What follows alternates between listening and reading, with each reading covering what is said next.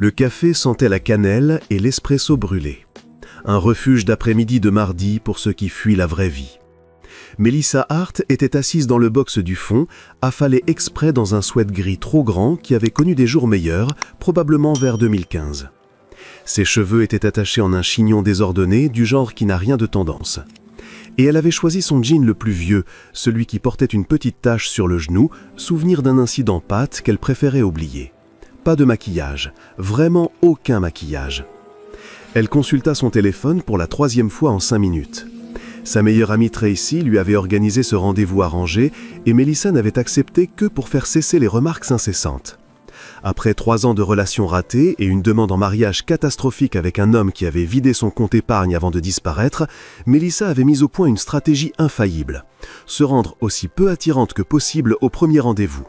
Si un homme ne supportait pas sa pire version, il ne méritait pas la meilleure, ou quelque chose comme ça. En réalité, elle voulait surtout survivre à l'heure suivante sans nouvelle déception. La clochette de la porte retentit et Melissa leva les yeux, s'attendant à voir un type quelconque en pantalon kaki, le genre habituel que Tracy essayait de lui coller. À la place, un homme en costume gris anthracite impeccablement taillé entra. Le genre de costume qui murmure l'argent plutôt que de le crier. Grand, cheveux noirs légèrement argentés aux tempes, il se déplaçait avec l'assurance tranquille de quelqu'un qui n'a jamais douté de sa place dans le monde. Melissa le vit balayer le café du regard, sûrement à la recherche d'une influenceuse Instagram qu'il était censé rencontrer. Leurs yeux se croisèrent. Il sourit et marcha droit vers sa table. « Melissa !» Sa voix était chaude, avec une légère rauque qui évoquait soit trop de nuit blanche, soit trop de bon whisky. « Je suis Christopher Dane. Tracy m'a dit que vous seriez dans le box du fond. » La bouche de Melissa devint sèche. Ça ne pouvait pas être ça. Tracy lui avait décrit son rencard comme un gentil collègue de bureau récemment célibataire qui aurait bien besoin d'une amie. Cet homme-là sortait tout droit de la couverture de Forbes. Elle baissa les yeux sur son sweat élimé et rêva de disparaître dans le cuir craquelé du siège. « C'est moi », réussit-elle à articuler sans se lever. « Vous pouvez vous asseoir si vous voulez, ou pas. Si vous préférez partir, je comprendrai totalement. » Le sourire de Christopher s'élargit, révélant une fossette sur la joue gauche. « Pourquoi je partirais? Je viens juste d'arriver. » Il se glissa dans le box en face d'elle avec une aisance qui la rendit encore plus nerveuse. « Je dois dire que Tracy n'a pas mentionné que vous aviez les yeux les plus expressifs que j'ai jamais vus. Ils sont remarquables. » Melissa cligna des yeux. « Vous êtes sûre d'avoir la bonne Melissa ? Melissa Hart, institutrice en CE2 à l'école Patterson Elementary, adore les podcasts de crimes réels, a une chatte nommée Agatha Christie et fait, paraît-il, les meilleurs cookies aux pépites de chocolat du département. Toujours selon Tracy. Christopher s'adossa, parfaitement détendu. C'est exactement ce qu'on m'a dit. La partie cookies m'a particulièrement intrigué. Malgré elle, Melissa sentit un petit sourire lui échapper. Tracy darle trop. Tracy est une excellente chef de projet et une très bonne juge de caractère, répondit-il. Elle travaille pour mon entreprise depuis 2 ans et j'ai appris à faire confiance à son instinct. Votre entreprise ? Le cœur de Melissa coula. Évidemment, c'était le patron de Tracy. Un rencard par pitié, organisé parce que Tracy avait dû parler une fois de trop de sa vie d'ermite post-rupture au bureau. Je possède un cabinet de conseil en centre-ville. Des trucs très ennuyeux. Restructuration d'entreprise, analyse d'efficacité, ce genre de choses. Il balaya l'air d'un geste désinvolte. Je préférerais largement entendre parler d'élèves de CE2. Je les imagine bien plus divertissants que des cadres quinquagénaires obsédés par leur marge bénéficiaire. Une serveuse apparut. Christopher commanda un café noir et demanda à Melissa ce qu'elle voulait. Elle choisit un chai latte, puis le regretta aussitôt. Ça faisait tellement prétentieux. Pourquoi n'avait-elle pas simplement dit « café normal » ? « J'ai une confession à faire, dit Christopher une fois la serveuse partie. Voilà, pensa Melissa, le discours poli du « tu es sympa, mais… » J'ai demandé à Tracy de ne rien vous dire sur moi, de rester vague. Il passa une main dans ses cheveux, l'air presque gêné. J'ai eu quelques expériences avec des femmes plus intéressées par mon compte en banque que par moi. Ça devient épuisant de faire semblant de ne pas remarquer quand leurs yeux s'illuminent au mot PDG plutôt qu'à quelque chose que j'ai vraiment dit. Melissa l'observa attentivement. Il y avait quelque chose de sincère dans son expression, une lassitude autour des yeux qu'elle reconnaissait. Elle l'avait vue dans son propre miroir après le départ de Jérémy. Cette fatigue profonde jusqu'aux os qui vient quand les gens en qui on avait confiance vous déçoivent. Tracy ne m'a rien dit, à part que vous étiez célibataire et que vous aviez besoin d'un ami, avoua Melissa. J'ai failli annuler 3 fois. Je ne suis vraiment pas en phase rencontre en ce moment. Peut-être jamais plus. Rupture moche, vol d'identité et abandon, menu spécial. » Les mots étaient sortis plus amers qu'elle ne l'aurait voulu. « Désolé, je ne suis pas normalement aussi cynique, ni aussi mal habillé. » Elle désigna son sweat. « Full disclosure, je m'habille comme ça exprès. Ça fait 6 mois que je sabote mes propres rencarts. » Christopher éclata d'un rire franc qui fit tourner quelques têtes. « C'est génial, j'aurais dû y penser. J'ai déjà porté une fausse moustache à un dîner arrangé. Ça n'a pas marché. Elle l'a trouvé distinguée. » Mélissa ne put s'empêcher de rire. « Vous n'avez pas fait ça ?» ?»« Si, absolument. Une moustache très digne. J'avais l'air d'un gentleman victorien. C'est ce que je me disais en tout cas. » Il récupéra son café avec un hochement de tête poli à la serveuse. La relation a duré 3 semaines, jusqu'à ce qu'elle me demande si je voulais investir dans la start-up crypto de son ami. Là, j'ai su que la moustache avait échoué à sa mission. Ils parlèrent 1 heure, puis 2. Christopher posa des questions sur ses élèves. Mélissa se surprit à raconter les drames de cours de récréation et les intrigues politiques du ballon prisonnier. Il écoutait comme si c'était fascinant, plutôt que banal. Quand elle lui demanda son travail, il le décrivit avec un humour autodérisoire qui rendait le conseil en entreprise presque aventureux. « Il faut probablement que j'y aille », finit par dire Mélissa en voyant le café se préparer à fermer. « J'ai des leçons à préparer. » « Est-ce que je peux vous revoir ?» demanda Christopher, direct, ce qui l'a pris au dépourvu. « Peut-être dans un endroit où vous vous sentez libre de vous habiller comme vous voulez, même si, je dois dire, ce sweat commence à me plaire. » Mélissa hésita. Tous ses instincts lui criaient de dire non, de se protéger, de ne pas risquer une nouvelle blessure. Mais quelque chose chez Christopher était différent. Peut-être la façon dont il avait regardé ses vêtements miteux et ses cheveux en bataille en souriant comme si elle était exactement ce qu'il espérait trouver. « D'accord, dit-elle doucement, mais c'est moi qui choisis l'endroit et je paye ma part. » Marché conclu. Il se leva et lui tendit la main pour l'aider. Elle la prit, sentant la chaleur de sa paume contre la sienne. En sortant, son téléphone vibra. Un texto de Tracy. « Alors, tu l'as déjà fait fuir ou pas ?»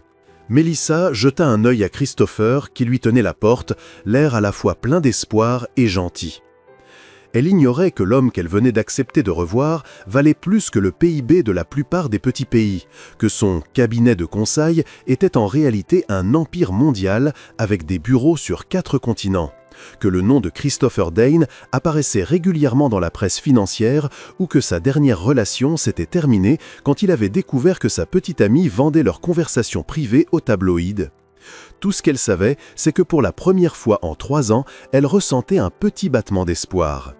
Ce que Mélissa ne pouvait pas savoir, c'est que Christopher avait pris une décision dès l'instant où il l'a vue affaler dans ce sweat trop grand, sans faire le moindre effort pour l'impressionner.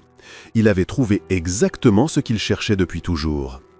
Le samedi suivant, Mélissa resta 20 minutes devant son armoire, 19 minutes de plus que pour n'importe quel rencard des 6 derniers mois. Elle avait proposé la vente de livres d'occasion de la bibliothèque municipale. Assez détendu pour ne pas faire pression, mais assez significatif pour montrer qu'elle faisait un effort. La question était, combien d'efforts ? Sa chatte, Agatha Christie, une tabby dodue avec un caractère de chien, était assise sur le lit et la regardait avec des yeux verts pleins de jugement. « Ne me regarde pas comme ça », marmonna Mélissa en sortant une robe bleu marine simple, puis en la remettant aussitôt. « J'ai le droit de faire un petit effort. » Elle opta finalement pour un jean sombre sans tache et un pull crème tout doux que Tracy lui avait offert à Noël dernier. Maquillage minimal, cheveux lâchés et réellement brossés. Dans le miroir, elle se reconnut, juste une version un peu plus soignée d'elle-même. Christopher l'attendait déjà devant la bibliothèque. Elle eut le souffle légèrement coupé. Il portait un jean et un Henley vert foncé, décontracté mais toujours élégant. Quand il la vit, son visage s'illumina d'une façon qui lui fit faire un salto dans l'estomac. « Vous êtes venu ?» dit-il, comme s'il y avait eu un doute. « Je l'avais dit. » Elle ajusta nerveusement la bandoulière de son sac. « Et puis, je ne rate jamais cette vente. L'an dernier, j'ai trouvé une première édition d'Agatha Christie à 3 $, l'homonyme de la chatte, la vraie. » Ils passèrent 2 heures à flâner entre les tables de livres. La conversation coulait aussi naturellement qu'au café. Christopher avait une passion inattendue pour l'histoire, en particulier les catastrophes maritimes, ce que Mélissa trouva adorablement morbide. Elle lui présenta ses auteurs de polar préférés. Il semblait réellement intéressé, pas juste poli. Ma grand-mère m'a contaminé avec les polars, expliqua Mélissa en brandissant un vieil exemplaire corné. Elle disait que les romans policiers enseignaient la compétence la plus importante de la vie. Prêtez attention à ce que les gens ne disent pas. Femme avisée, répondit Christopher. Il s'arrêta devant une table de vieilles photos et cartes postales. Mon grand-père m'a appris quelque chose de similaire, mais pour les affaires. Il disait « Les meilleures affaires se font quand on écoute plus qu'on ne parle ». C'est comme ça que vous êtes devenu performant ? Demanda Mélissa avant de pouvoir se retenir. Tracy a dit que vous en sortiez bien. L'expression de Christopher se ferma légèrement. Tracy a une définition généreuse du bien s'en sortir. Mais oui, j'ai eu de la chance. Il prit une vieille carte postale du port de Portland dans les années 1950. Mon grand-père a commencé avec un petit cabinet comptable, des débuts très modestes. Il m'a appris que l'argent n'est qu'un outil. Ce qui compte, c'est ce qu'on construit avec et la personne qu'on devient en le faisant. Il y avait dans sa voix une neutralité prudente qui fit se demander à Mélissa ce qu'il ne disait pas. Mais elle ne creusa pas. Elle avait aussi ses secrets, ses blessures soigneusement gardées. Ils quittèrent la bibliothèque avec une petite pile de livres chacun. Christopher proposa de déjeuner dans un diner à 2 rues de là, le genre d'endroit avec des banquettes en vinyle craquelé et une carte qui n'avait pas changé depuis 1987. Mélissa adora immédiatement. Autour de burgers et de milkshakes, Christopher posa la question sur son ex-fiancé, doucement mais directement. « Jérémy », dit Mélissa, le nom lui laissant encore un goût amer. « 4 ans ensemble, 6 mois de fiançailles. Je pensais le connaître. » Elle trempa une frite dans le ketchup sans la manger. En réalité, il était au chômage depuis 8 mois, semble dire. Il a ouvert des cartes de crédit à mon nom, vidé notre compte commun et laissé un mot. Il avait besoin de se retrouver. Il s'est retrouvé au Costa Rica avec son prof de yoga. Bon sang, Mélissa, je suis désolé.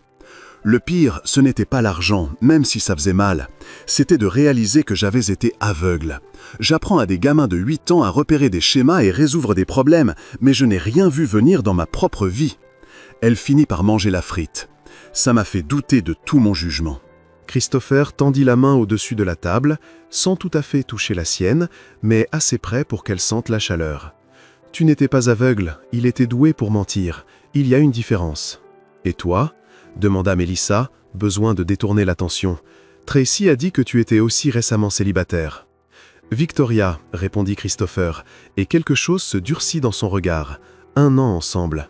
Élégante, sophistiquée, disait toutes les bonnes choses. Puis j'ai découvert qu'elle enregistrait nos conversations privées et vendait des infos à des journalistes financiers. Rien d'illégal, juste des détails intimes sur ma vie, mes décisions professionnelles, ma famille. Des choses que je lui avais confiées. Le cœur de Mélissa se serra. C'est horrible. Les tabloïds se sont régalés. La petite amie du milliardaire vend ses secrets. C'était mon titre préféré. Il rit sans joie. Ça s'est passé il y a 8 mois. Depuis, j'évite les rencontres, jusqu'à ce que Tracy me coince dans mon bureau et me dise qu'elle avait une amie qui avait besoin de quelqu'un d'honnête et que moi, il fallait que j'arrête de vivre en ermite. Le mot milliardaire flotta entre eux. L'esprit de Mélissa se vida une seconde, puis s'emballa. Milliardaire? Pas juste qui réussit bien, pas juste à l'aise, milliardaire. Je vois que tu encaisses, dit doucement Christopher. J'aurais dû te le dire plus tôt, mais j'appréciais d'être simplement Christopher pendant un moment. Pas Christopher Dane de Dane Industries, juste moi. Dane Industries, répéta Mélissa d'une voix plus aiguë qu'elle ne l'aurait voulu. L'entreprise qui rénove la moitié du front de mer, celle qui possède les immeubles du centre-ville avec ton nom dessus? Techniquement, les immeubles n'ont pas mon nom, c'est l'entreprise, corrigea-t-il en passant une main dans ses cheveux, l'air vraiment mal à l'aise. C'est pour ça que je n'en parle jamais en premier. Tout change, les gens commencent à calculer ma valeur nette au lieu d'écouter ce que je dis. Mélissa se renfonça dans la banquette, sonnée. Tracy ne lui avait pas simplement présenté son patron, elle lui avait présenté l'un des hommes les plus riches de la côte ouest, et Mélissa s'était pointée au premier rendez-vous dans un suite taché. « J'ai besoin d'1 minute, dit-elle en se levant brusquement. « Je ne pars pas, j'ai juste besoin de respirer. » Elle fila aux toilettes du diner, s'aspergea le visage d'eau froide et se regarda dans le miroir. C'était complètement dingue. Elle était institutrice en CE2, vivait dans un appartement 1 pièce et se sentait en folie quand elle achetait des céréales de marque. Lui était milliardaire, milliardaire pour de vrai. Les comptes ne tombaient pas juste. Mais elle se rappela la façon dont il avait écouté ses histoires d'élèves, vraiment intéressé, la manière dont il riait de lui-même sans se prendre au sérieux, la vulnérabilité dans son regard quand il avait parlé de la trahison de Victoria. Quand elle revint, Christopher fixait son milkshake intact. « Je suis nulle à ça, dit-elle en se rasseyant. Je ne sais pas sortir avec quelqu'un qui doit sûrement avoir un jet privé. »« 3, en fait, répondit-il, puis il grimaça. « Désolé, mauvaise blague. Mélissa, je ne veux pas que tu penses à tout ça. Je veux juste passer du temps avec quelqu'un qui me voit moi, pas mon compte en banque. On peut essayer ? Je suis très mauvaise pour faire comme si les choses n'existaient pas. Je ne te demande pas de faire semblant, je te demande de me découvrir avant de décider ce que l'argent signifie. » Il avait l'air sincère, presque suppliant. « Je t'aime bien. J'aime bien que tu aies mis ton pire souhait pour essayer de me faire fuir. J'aime bien que tu sois honnête et que tu ne joues pas. J'aime bien que tu sois là à me dire que tu es nul au lieu de faire comme si ce n'était pas compliqué. » Mélissa inspira profondément. « D'accord, mais j'ai des conditions. Vas-y. On partage tout. Je ne suis pas à l'aise que tu payes tout le temps. Ça crée un déséquilibre de pouvoir. » Elle leva la main quand il voulut protester. « Je sais que ce n'est pas rationnel, mais c'est important pour moi. Accepter, même si je me réserve le droit de t'apporter un café de temps en temps. Et on y va doucement, genre très très lentement.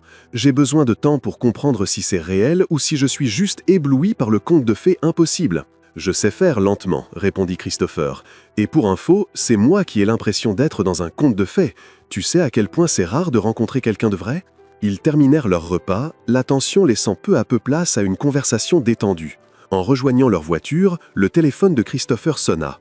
Il jeta un œil et fit la grimace. « Je dois prendre ça, crise professionnelle. Je t'appelle tout à l'heure ?»« Bien sûr, répondit Mélissa, et elle le pensait. » Elle le regarda s'éloigner, téléphone collé à l'oreille, toute sa posture passant en mode autoritaire. « Voilà le PDG milliardaire, réalisa-t-elle.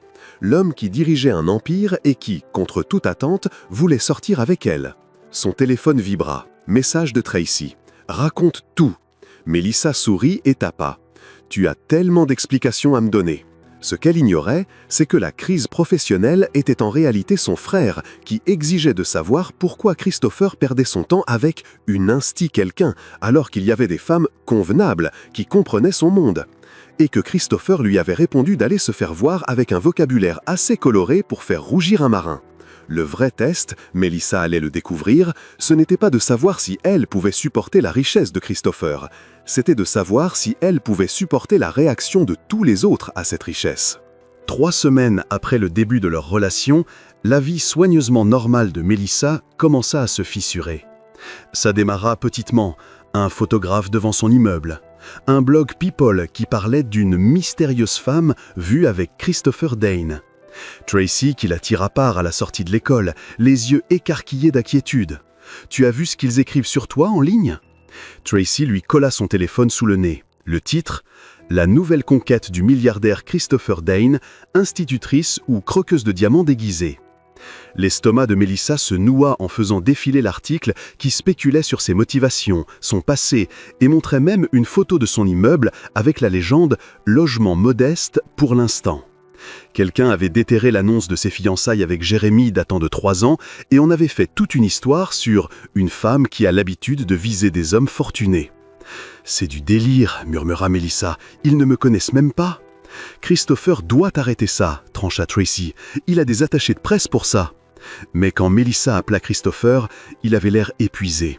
« J'essaye, Mel. Mon équipe a contacté les grands médias, mais ces sites à ragots s'en fichent de la vérité. Ils veulent des clics. » Il marqua une pause. « Je suis tellement désolé. C'est exactement ce que j'essayais de t'éviter. »« Peut-être qu'on devrait calmer le jeu, » dit Mélissa, détestant les mots qui sortaient de sa bouche. « Juste le temps que ça se tasse. »« C'est ce que tu veux ?» demanda Christopher d'une voix posée, maîtrisée. « Ou c'est ce que tu penses devoir vouloir ?» Mélissa était assise par terre dans sa salle de classe après les cours, entourée de papiers découpés et de paillettes. « Je ne sais plus. Un photographe m'a suivi jusqu'à l'épicerie hier, Christopher. J'enseigne à des enfants. Je ne peux pas avoir ce chaos dans ma vie. » « Alors, laisse-moi régler ça. Viens dîner chez moi demain soir. Rencontre ma famille. Qu'ils voient que tu es réel, que nous sommes réels. Une fois qu'ils te connaîtront, le récit changera. » Tous ses instincts hurlaient de dire non, de retourner à sa vie sûre et prévisible, faite de préparation de cours et de podcasts de true crime le vendredi soir. Mais il y avait quelque chose dans la voix de Christopher, une vulnérabilité, un espoir qui la fit hésiter. « D'accord, dit-elle doucement, mais si ta famille me déteste, je me barre et on commande une pizza. » Le rire de Christopher fut soulagé. « Marché conclu. Par contre, je te préviens, mon frère Marcus peut être difficile et ma mère a des idées très précises sur ce qui est convenable. »« Super, répondit Mélissa sèchement. Aucune pression. » Le lendemain soir, Christopher vint la chercher dans une voiture qui valait plus que 5 ans de son salaire d'institutrice. Le trajet jusqu'à sa maison, domaine en réalité, les emmena dans les collines dominant la ville, là où les propriétés se cachent derrière des portails et des haies d'intimité. « Je dois te prévenir, dit Christopher en approchant d'un imposant portail en fer forgé. La maison est un peu trop. Mon grand-père l'a construite dans les années 50 quand il a fait son premier million. Chaque génération y a ajouté sa touche. À ce stade, c'est plus un musée qu'une maison. Un peu trop se révéla être un euphémisme monumental. La demeure s'étalait sur des pelouses impeccables, tout en pierre, verre et élégance d'argent ancien. Mélissa sentit son courage vaciller. « Je ne peux pas faire ça, dit-elle soudain. Christopher, regarde cet endroit. Regarde-moi, je porte une robe de chez Target. » Christopher gara la voiture dans l'allée circulaire et se tourna vers elle. « Tu sais ce que je vois, moi, quand je te regarde? Quelqu'un d'assez courageux pour venir en étant elle-même. Quelqu'un qui n'a pas fait semblant, même quand ça aurait été plus facile. » Il lui prit la main. « Ma famille a de l'argent, Mélissa, c'est tout. Ça ne les rend pas meilleurs, plus sages ou plus méritants du bonheur. Au contraire, chez certains, ça a empiré les choses. » Ils furent accueillis par une gouvernante qui ne parut pas surprise de voir Mélissa, ce qui fut étrangement rassurant. L'intérieur était exactement aussi écrasant que Mélissa le craignait. Plafonds immenses, œuvres d'art qui auraient eu leur place dans des musées, meubles trop précieux pour qu'on s'y assoie vraiment.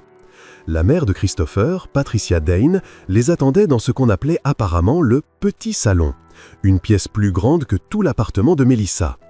Élégante, comme seules le sont les femmes qui n'ont jamais eu à se soucier d'argent, cheveux argentés impeccablement coiffés, regard froidement évaluateur. « Mère, voici Mélissa Hart, dit Christopher en gardant fermement la main au creux des reins de Mélissa. Mélissa, ma mère, Patricia. Madame Dane, dit Mélissa en tendant la main, enchantée. La poignée de main de Patricia fut brève, formelle. Christopher nous a très peu parlé de vous. Il a été très discret. Le ton indiquait que ce n'était pas un compliment. « Protecteur, pas discret », rectifia Christopher. « Vu ce qu'il s'est passé avec Victoria, je pense que ma prudence était justifiée. » Un homme qui ne pouvait être que le frère de Christopher apparut dans l'encadrement de la porte. Marcus Dane était plus jeune, plus tranchant, même cheveux noirs, mais regard froid qui la jaugea immédiatement et la trouva insuffisante. « Donc, c'est toi l'institutrice » lança Marcus sans même tendre la main. « Choix intéressant, Chris, très inattendu. » Marcus, gronda Christopher, avertissement dans la voix. Le dîner fut atroce. Ils mangèrent dans une salle à manger officielle autour d'une table pouvant accueillir 20 personnes, alors qu'ils n'étaient que 4. Patricia posa des questions pointues sur la famille de Mélissa, ses études, ses perspectives. Marcus balança des remarques qui flirtaient entre blagues et insultes. Christopher se crispait de plus en plus à côté d'elle. « Je suis curieux, dit Marcus au plat principal, un truc français que Mélissa n'arrivait pas à prononcer. Qu'est-ce que t'as attiré chez mon frère? Sa personnalité charmante? Sa passion pour les catastrophes maritimes ?» L'allusion était limpide. Mélissa posa sa fourchette avec précaution. Ça faisait 3 semaines qu'elle était polie, discrète, qu'elle essayait de ne pas faire de vagues. Mais elle en avait assez d'être traitée comme une chasseuse de fortune alors qu'elle était parfaitement heureuse dans sa vie modeste avant que Christopher n'y entre. « En réalité, répondit-elle d'une voix calme, je ne savais pas qui était Christopher quand on s'est rencontrés. C'est Tracy, votre chef de projet, madame, qui nous a présentés. Elle m'a dit que c'était un gentil collègue qui avait besoin d'une amie. Je suis venu au premier rendez-vous dans mon sweat le plus pourri, exprès pour décourager toute idée romantique, parce que j'évitais les hommes depuis que mon ex-fiancé m'a volé toutes mes économies avant de disparaître. » Silence autour de la table. « Ce qui m'a plu chez Christopher, continua Mélissa, c'est qu'il écoutait mes histoires d'élèves comme si ça comptait vraiment. Il me faisait rire. Il était gentil avec la serveuse et ne m'a jamais fait sentir bête parce que je ne connaissais rien au vin ou à l'art ou à tout ce que vous considérez sans doute comme des connaissances indispensables. » Elle regarda Marcus droit dans les yeux. Et franchement, j'attends toujours que ça devienne moins terrifiant. Mais chaque jour, il y a un nouvel article qui me traite de croqueuse de diamants, un photographe devant mon école ou quelqu'un comme vous qui sous-entend que je ne suis pas à la hauteur. Alors pardonnez-moi si je ne déborde pas de gratitude d'être soumise à un interrogatoire. L'expression de Patricia passa à quelque chose qui ressemblait à du respect. Marcus avait l'air d'avoir pris une gifle. Christopher se retenait très fort de sourire.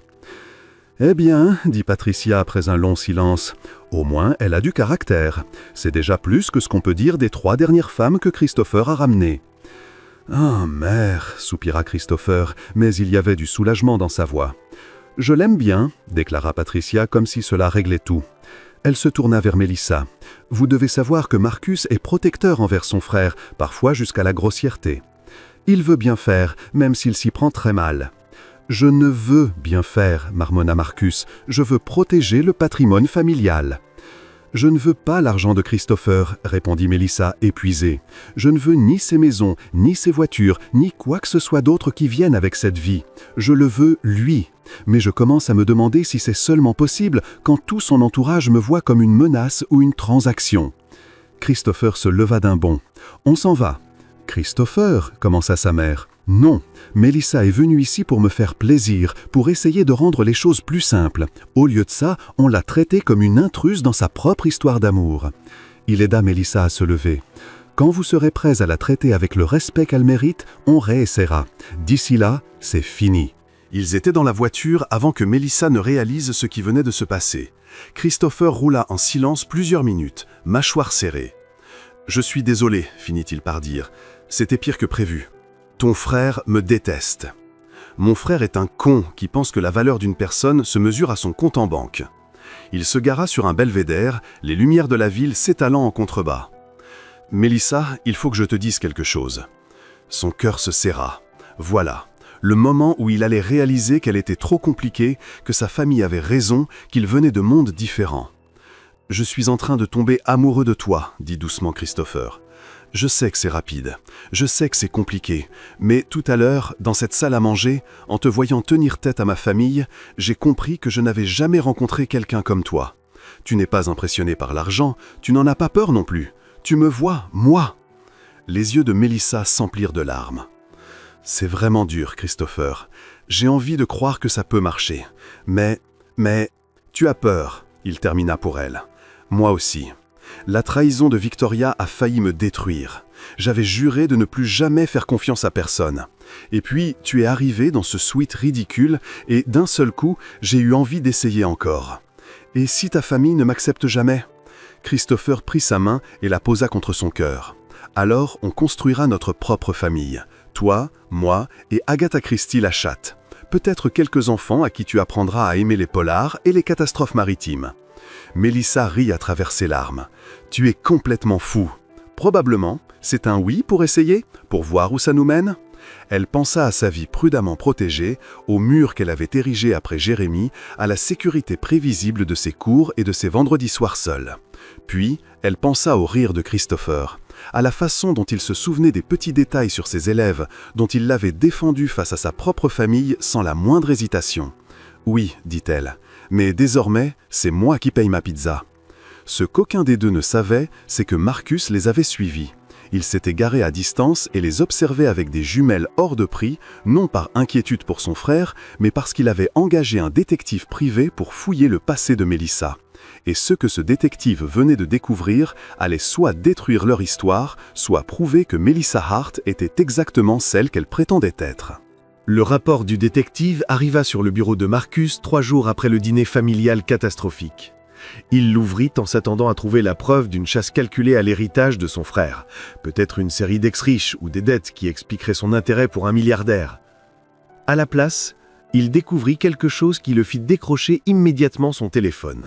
« Christopher, il faut qu'on parle, » dit-il quand son frère décrocha. « C'est à propos de Mélissa.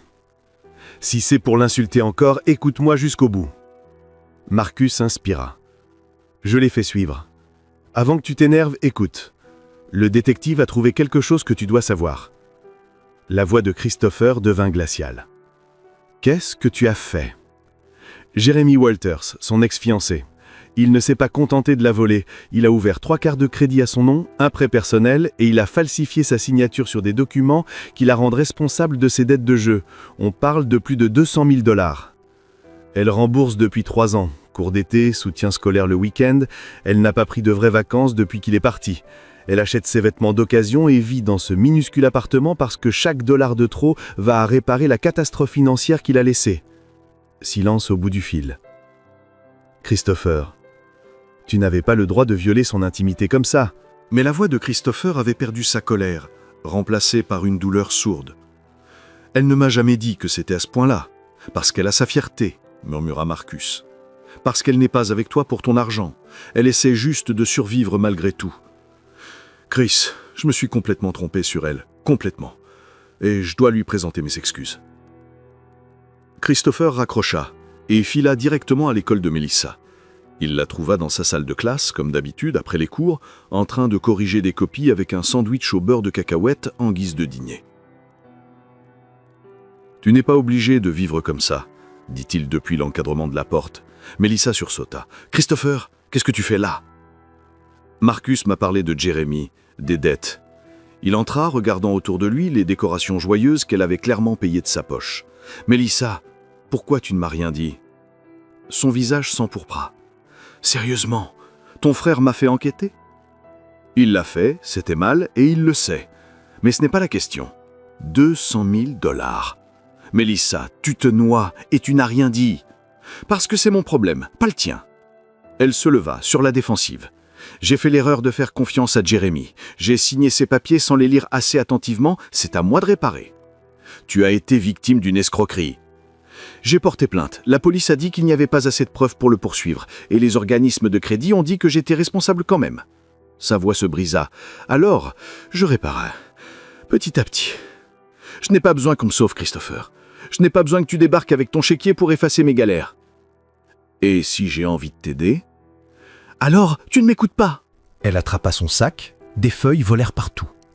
C'est exactement ce que je craignais, que tu découvres que j'ai des problèmes et que tu décides de les régler parce que tu peux te le permettre. Ça n'a rien d'une relation, ça ressemble à de la charité. Ce n'est pas ce que je voulais dire. Les yeux de Melissa brillaient de larmes contenues. Tu viens d'un monde où l'argent règle tout, mais certains d'entre nous ont besoin de résoudre leurs problèmes eux-mêmes pour prouver qu'ils peuvent survivre. J'ai passé 3 ans à reconstruire mon crédit, mes économies, ma confiance en moi. Je ne te laisserai pas me l'enlever en signant un chèque. Christopher se tenait au milieu de la classe, entouré de dessins d'enfants sur le thème de la gratitude, et comprit qu'il était au point de perdre la meilleure chose qui lui soit arrivée. « Tu as raison, » dit-il doucement. « Je suis désolé. Je n'essayais pas de te réparer. J'essayais d'alléger un fardeau qui n'aurait jamais dû être le tien.